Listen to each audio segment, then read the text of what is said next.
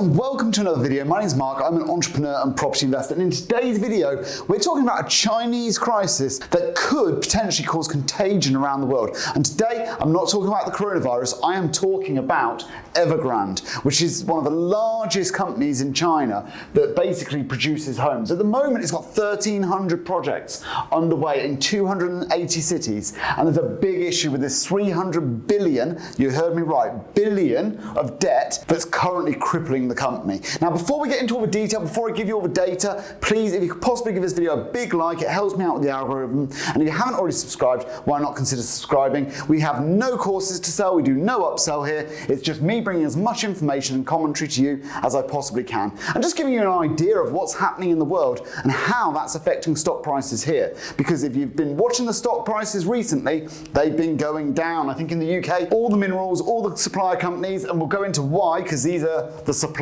to this company, why they have all been absolutely hammered. Bank stocks have been hammered, and it's because they've got exposure to this 300 billion pounds worth of debt, and this company is going to really struggle to pay it. So let's go through exactly why stock markets are down and go through exactly what Evergrande is. So Evergrande is essentially one of the largest house builders in the world, and in China they've been building like absolute crazy. Property prices have been going up double digits every year for decades, and that means that there's been a rush to buy properties. In fact, now 90% of Chinese people are now homeowners, which is an incredible statistic, really. And beyond that, lots of people are buying their second home. Some cities have so much demand that they're actually having to create a lottery where people can apply to try and buy a property. That is how much demand there is for home buying in China. So why the hell has Evergrande been able to get into trouble with that much demand? Well, they've been selling their properties, and of course they have, and COVID hit, and what's happened? Well, the cost of construction, that's gone up. All their projects have been delayed as there's been lockdowns and shutdowns, and suppliers haven't been able to get the materials. And then the end values have started to dip. So they've got this double whammy of the projects have gone over in terms of time, the cost of construction has gone up, and the end value has started to go down.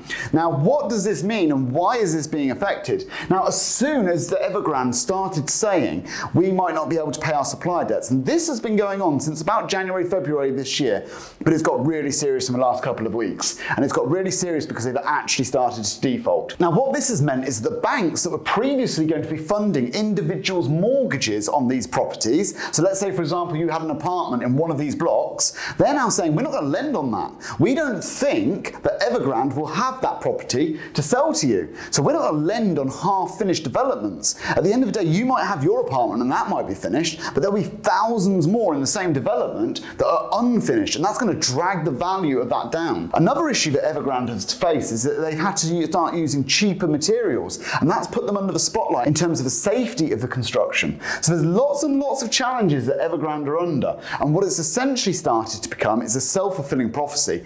Everybody has lost faith in Evergrande.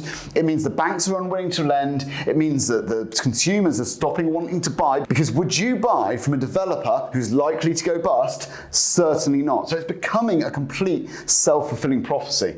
Now, who is affected? Like, as I said, the banks have got over 300 billion of exposure. Beyond that, there's all the people who have put down payments and security deposits on their new apartments. Now, all of that is potentially at risk as well. And then there's the suppliers, all the people who are on 30, 60, 90-day terms, who've been sending cement, bricks, all the materials, all the marketing, everything that comes with it. All those suppliers, they are all at risk. And this is why stocks around the world have started to drop. It's because the contagion could be far-reaching. Now, the last thing I want to mention is their staff. They've got over 200,000 staff. And there was reports that they were asking the staff to lend the company money, and if they didn't lend the company money, then they were going to forfeit their bonus for the year. So I think this company is under real pressure. But what we need to decide is what's going to happen next, and what does that mean for global equities, and how at risk we are as investors. So I'm going to wipe all of this off, and I'm just going to go through what I believe might be the outcome of the Evergrande, if you want to call it the Evergrande crisis. So guys, I think there's three possible outcomes for this. Number one, that everybody does nothing and the company just goes bust, and there'll be huge contagion, there'll be huge fallout. That doesn't tend to be the Chinese way to allow these sort of things to explode like that on an international scale. So I don't think that's very likely at all. The second option here is that the banks will start to extend the credit and try and resume consumer confidence. I think this has been going on too long though. I think this has been going on since January, February. If there was a way of this happening, I think it would have already been found. So we wouldn't be defaulting on debt if this was going to be happening. So for me, this option is probably not going to happen. Number two, almost certainly not going to happen. So I think there's only really one outcome that can happen with this, and that's that China steps in, the government steps in, the central bank steps in and carves up the company. They're going to have to try and offset the assets. They're going to have to guarantee some of these loans.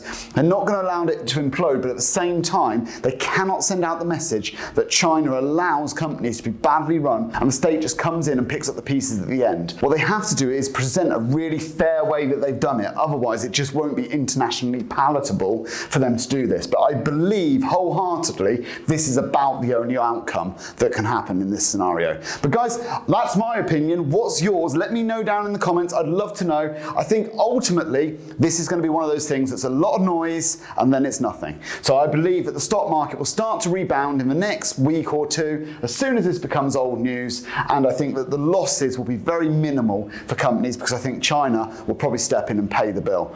But guys, let me know in the comments what your opinion is. I'd love to know and I will reply to absolutely everyone, and I will see you on Wednesday's video. Cheers guys.